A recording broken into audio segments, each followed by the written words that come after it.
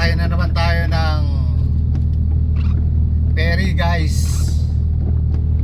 Go around the roundabout and take the second exit, E47, Fedway, then go straight ahead.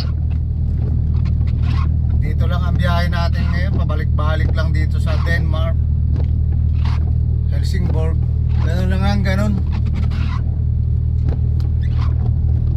Ayan, may barkong sasakyan ko siguro, kasi yung isa nakalis na, yung isa padating.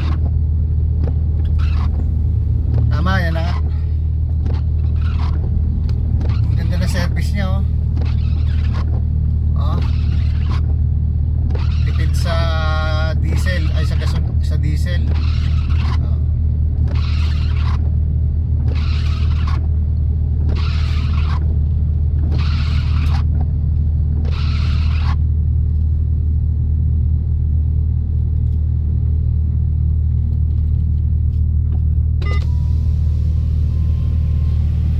Bago tayo pumunta ron, check-in muna tayo.